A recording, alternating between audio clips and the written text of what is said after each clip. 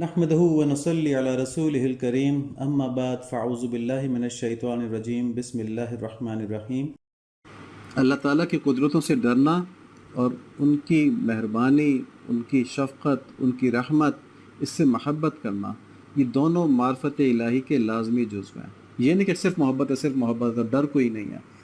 جب محبت ہوتی ہے تو ڈر خود بخود پیدا ہو جاتا ہے، خشیت خود بخود پیدا ہو جاتی ہے۔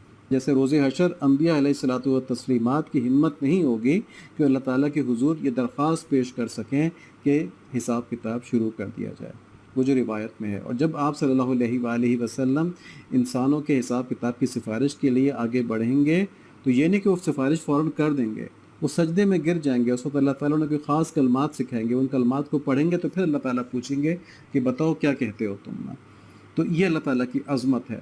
اب اس کا صحیح ادراک تو اس وقت ہوگا کہ جب سب کانپ رہے ہوں گے اور انبیاء علیہ الصلوۃ والتسلیمات بھی نہیں بول پا رہے ہوں گے اللہ تعالیٰ کے سامنے، لیکن اس زندگی میں رہتے ہوئے ہم جو نیک اعمال کرتے ہیں، جس سے دل میں نور پیدا ہوتا ہے، اس سے اس عظمت کی کچھ جھلک ملتی ہے اور پھر انسان کے اندر خشیت پیدا ہوتی ہے۔ تو یہ خشیت اور محبت دونوں معرفت الہی کے لازمی جزو ہیں۔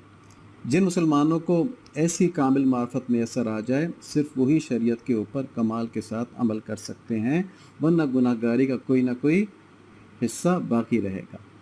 تو ان کاملین کے سوا باقی سب لوگ خطرے میں ہیں، کیونکہ انہیں دنیا کی محبت میں اپنی بڑی بڑی برائیاں بھی معمولی سی لگتی ہیں۔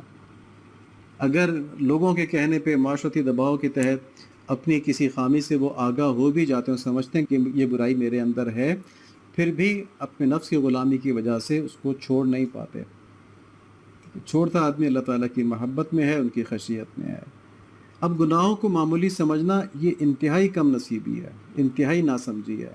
قرآن شریف میں آخرت کی کامل نجات کے لیے، یعنی کہ جس نے دوزخ میں بالکل نہیں جانا، کامل نجات جو ہے آخرت کی، اس کے لیے ہر جگہ دو چیزوں کا ذکر ہے، ایک ایمان اور دوسرا صالح اعمال۔ آمنوا وعملوا الصالحات، دو چیزیں ہیں۔ تو ایمان کے بعد اعمال صالح کے لیے دین کی اتنی سمجھ حاصل کرنا لازم ہے کہ یہ ایمان صرف نظریے تک نہ رہے، بلکہ اس کا اثر انسان کے اعمال کے اوپر بھی آئے۔ دین کی ایسی سمجھ کے لیے کہ جو ایمان کو عمل کے اندر لے کے آ جائے، صرف علم نہیں، اس سے تزکیہ کی ضرورت بھی ہوتی ہے۔ تزکیہ کیا چیز ہے؟ کہ دل کو دنیا کی محبت سے پاک کرنا، یہ تزکیہ ہے۔ ٹھیک ہے، یہ لازمی ہے، خالی علم کافی نہیں ہوگا۔ اگر خالی علم کافی ہوتا تو تمام علماء جو ہیں جنہوں نے دین کا علم حاصل کیا ہوتا ہے، وہ سب کے سب کامل ہوتے۔ ایسا نہیں ہے۔ علماء سو بھی ہیں جن کا کہ حدیث میں بتایا گیا کہ یہ وہ لوگ ہیں جو دین کو دنیا کی خاطر بیچتے ہیں، یعنی دین کا علم حاصل کیا ہوتا ہے لیکن دنیا کے فائدے کی خاطر لوگوں کو اس میں کچھ خلط مل کر کے بتا دیتے ہیں۔ اور یہودیوں کے بہت سے علماء بھی ایسی تھے جن کا کہ قرآن شریف میں ذکر بھی ہے۔ تو ہم نے کیا دیکھا کہ دنیا کی محبت سے نجات ضروری ہے ایمان کو اتنا مضبوط کرنے کے لیے کہ وہ عمل میں بھی آ جائے، اور دنیا کی محبت سے نجات تب تک ممکن نہیں ہے جب تک کہ انسان کے سامنے دنیا سے کوئی زیادہ عظیم المرتبت عظمت والی چیز ہو۔ اس کے سامنے کوئی ایسی چیز آئے تو پھر وہ دنیا کو چھوڑے گا۔ تو اللہ تعالیٰ کی عظمت، ان کی قدرت، ان کی رحمت، ان کی صفات، اس کا اتنا علم حاصل کرنا ضروری ہے جو انسان کی نظر میں دنیا کے دھوکے کو کھول دے۔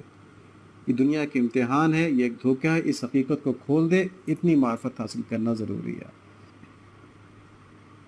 یاد رکھیں کہ اللہ تعالیٰ کے دربار میں صرف زبان اور قلب سے ہمارے بندے ہونے کا اقرار کرنا یہ کافی نہیں ہے۔ یہ ٹھیک ہے، ایمان ہے، اس کی بنیاد پر ہم ہمیشہ ہمیشہ کی دوزخ سے بچ جائیں گے، لیکن اللہ تعالیٰ چاہتے ہیں کہ ہم کامل اطاعت کریں، پھر ہم ہمیشہ ہمیشہ کی جنت میں رہیں گے، دوزخ میں بالکل بھی نہیں جائیں گے، ایک لمحے کے لیے بھی نہیں جائیں گے۔ عبدیت یہی ہے کہ ہم اپنی اطاعت میں کامل ہوں اور صرف زبانی دعوے نہ کر رہے ہوں۔ اور اطاعت میں کامل ہونے کا کیا مطلب ہے؟ کہ جب تک کہ ہماری ہر خواہش اللہ تعالیٰ کے حکم میں فنا نہ ہو چکی ہو، یعنی کہ ہمیں اپنی خواہش کی پرواہ نہ ہو، ہماری ایک ہی خواہش بچے، اور وہ خواہش یہ ہو کہ اللہ تعالیٰ ہمارے ہو جائیں، ہم اللہ تعالیٰ کے ہو جائیں۔ یہ حقیقی معرفت الہی کا لازمی نتیجہ ہے۔ یعنی اللہ تعالیٰ کی جو حقیقی معرفت ملتی ہے نا، اس کے بعد بس ایک ہی خواہش بچتی ہے، اور وہ یہ کہ یہ حسین رب میرے ہو جائیں اور میں ان کا ہو جاؤں، بس یہ بچتی ہے۔ جب تک یہ نہیں ہے، جب تک کمال نہیں ہے۔ اب اس حقیقی معرفت سے کیا چیز روکتی ہے، اس کے بارے میں مولانا اگلے شعر میں فرما رہے ہیں، پیش ہستے او ببایت نیست بود، چیست ہستی پیش او کورو کبود۔ ارے اس کے وجود کے سامنے، یعنی اللہ تعالیٰ کے وجود کے سامنے تو نیست ہو جانا چاہیے۔ ہستی کیا ہوتی ہے؟ ہستی اس کے سامنے اندھی اور سیاہ پوش ہے۔ اب سوچیں اللہ عز و جل کے سامنے ہماری ہستی ہے ہی کیا؟ اگر آسمان کی وسعت، سوچنا آسمان کتنا بڑا ہے، دیکھ لیں، ٹھیک ہے نا، اس آسمان، اتنے بڑے آسمان کی وسعت کے سامنے اگر ہم جسے کلے کہتے ہیں، چکنی مٹی، اس کا ایک ذرہ رکھ دیں تو جو تناسب اس آسمان کے سائز کو اور اس کلے کے جو ایک گرین ہے، یعنی ذرہ ہے مٹی کا، چکنی مٹی کا، اس کے سائز کو جو ریلیشن اس پروپورشن کا بنے گا، تمام مخلوقات ملا کر اس کی اللہ تعالیٰ کے سامنے یہ نسبت بھی نہیں ہے، کیونکہ انفینٹی کو آپ زیرو سے کمپیئر کر رہے ہیں۔ باقی وجود اللہ تعالیٰ کے علاوہ جو وجود ہے وہ تو زیرو ہی ہے نا، ہم پہلے یہ بات وحدت الوجود میں کر چکے ہیں کہ حقیقی وجود تو اللہ تعالیٰ ہی کا ہے۔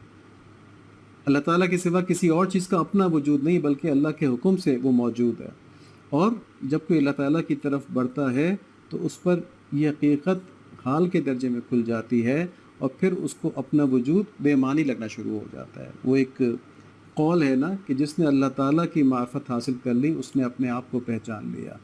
تو آدمی حقیقی طور پہ اپنے آپ کو پہچاننے کا کیا مطلب ہے؟ کہ میں کچھ نہیں ہوں، میں جو کچھ ہوں اللہ تعالیٰ کے حکم سے ہوں، میں کچھ نہیں ہوں۔ یہ پہچان ہے اپنی انسان کی۔ جب کسی کی یہ پہچان بن جائے تو پھر وہ کیا کرے گا؟ جب میں کچھ نہیں ہوں، میں جو کچھ بھی ہوں اللہ تعالیٰ کی وجہ سے ہوں، پھر اس کو یہ معلوم ہو جائے گا نا کہ میری تمام ضروریات جو ہیں وہ انہی کے حکم سے پوری ہونی ہے، تو پھر انہی کی طرف رجوع کرے گا، اپنی ٹامک پویاں نہیں مارے گا اور ان کی مخالفت نہیں کرے گا۔ تو یہ وہ معرفت ہے جو ہمیں حاصل کرنی چاہیے، کہ ہمیں یہ احساس ہو جائے کہ اللہ تعالیٰ کی عظمت اور ان کا وجود ایسا کامل ہے کہ باقی مخلوق کا اس کے سامنے کوئی حیثیت ہے ہی نہیں، کوئی وجود ہے ہی نہیں۔ ان کا کام صرف اللہ تعالیٰ کا حکم پورا کرنا ہے، اس کے علاوہ کوئی اور کام ان کا نہیں ہے۔ باقی سارا امتحان ہے، جو ہماری خواہشات ہیں یہ ہمارا امتحان ہے، یہ سب اللہ تعالیٰ پوری کریں گے مگر اپنے حکم سے جنت کے اندر، اور یہاں پہ جس پہ چاہتے ہیں، جو چیز چاہتے ہیں پوری کر دیتے ہیں، جتنا چاہتے ہیں عنایت فرما دیتے ہیں۔ لیکن یہ سب امتحان کے طور پہ ہوتا ہے کہ جب کوئی نعمت مل جائے خواہش کے مطابق تو اس پہ یہ شکر کرتا ہے کہ نہیں، اور جب کوئی چیز چھن جائے اس کی خواہش کے خلاف تو اس پہ یہ صبر کرتا ہے کہ نہیں۔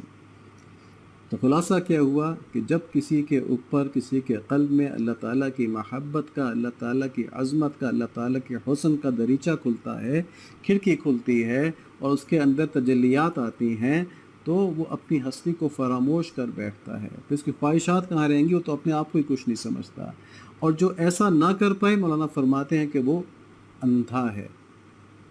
اندھا کس چیز سے ہے؟ اللہ تعالیٰ کے حسن سے اندھا ہے، اللہ تعالیٰ کی قدرتوں سے اندھا ہے، اللہ تعالیٰ کی شفقت اور محبت سے اندھا ہے، اس کے اوپر اللہ تعالیٰ کی معرفت کھلی ہی نہیں ہے، اس وجہ سے وہ ناکام ہو گیا۔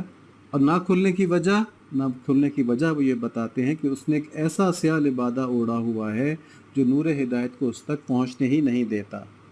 چیست ہستی پیش او کو رو کبود، کہ ہستی کیا ہے اس کے سامنے؟ اندھی ہے اور سیاہ پوش ہے۔ تو اندھی سے کیا مراد ہے؟ کہ اگر ہستی باقی ہے تو وہ اندھی ہے، اس نے ان کے حسن کو دیکھا ہی نہیں اس لیے باقی ہے۔ اور سیاہ پوش سے کیا مراد ہے؟ کہ وہ دیکھا کیوں نہیں ہے؟ دیکھا اس نے اس لیے نہیں کہ اس نے اپنے اوپر ایک سیاہ لبادہ اوڑھ لیا ہے جو نور ہدایت کو اس تک آنے سے روکتا ہے۔ سورہ نور کی آیت نمبر 35 ہے، اللہ نور السماوات والارض، اللہ نور ہے آسمانوں کا اور زمین کا۔ تو یہاں نور سے مراد عام نظر آنے والی روشنی نہیں ہے، بلکہ یہ ہے کہ تمام مخلوقات کو ہدایت دینے والی ذات صرف اللہ تعالیٰ ہے۔ تمام مخلوقات میں انسان بھی ہیں، سورج بھی ہے، چاند بھی ہے، ستارے بھی ہیں، سب کچھ ہے۔ یعنی ہدایت کی روشنی جو ہے اس کا منبع صرف اللہ تعالیٰ کی ذات بابرکت ہی ہے۔ اب عام روشنی کے بارے میں ہم دیکھتے ہیں کہ اگر سیاہ کپڑا دن کے وقت کسی کھڑکی پر لٹکا دیا جائے تو سورج کی روشنی کو روک لیتا ہے اندر آنے سے۔ اب یہ کپڑا جتنا موٹا ہوگا، دبیز ہوگا اور جتنا سیاہ ہوگا اتنا ہی روشنی کو اندر آنے سے روکے گا، حتیٰ کہ ایک خاص موٹائی کے بعد روشنی بالکل رک جائے گی اور کمرہ اندھیرا ہو جائے گا۔ تو سیاہ کپڑے کی اس خاصیت کو مولانا مثال بنا کر سمجھا رہے ہیں کہ اگر تم اب تک اللہ تعالیٰ کے حسن اور عظمت کے سامنے اپنے آپ کو فنا نہیں کر پائے اور اپنے وجود کو اور اپنی خواہشات کو اللہ تعالیٰ کی رضا میں فنا نہیں کر سکتے، تو اس کی وجہ صرف یہ ہے کہ تم نے اپنے دل کے روشن دانوں اور کھڑکیوں پر اپنی نفسانی خواہشات کے سیاہ پردے ڈالے ہوئے ہیں۔ تو مولانا نے کھڑکی کے اوپر سیاہ پردہ جو کہ سورج کی روشنی کو روکتا ہے، اس کی مثال بتاتے ہوئے ہمیں یہ کہا ہے کہ تمہارے دلوں کی کھڑکیاں جو ہیں ان کے اوپر تمہاری خواہشات کے سیاہ پردے موٹے موٹے پڑے ہوئے ہیں، اور وہ نور ہدایت کو اندر نہیں آنے دے رہے۔ جب وہ نور ہدایت اندر نہیں آ رہا تو تم اللہ تعالیٰ کے حسن کو کیسے دیکھ سکتے ہو؟ اس وجہ سے تمہارے دل خواہشات کے اندھیروں میں ڈوب کر اندھے ہو گئے ہیں حسن الہی سے۔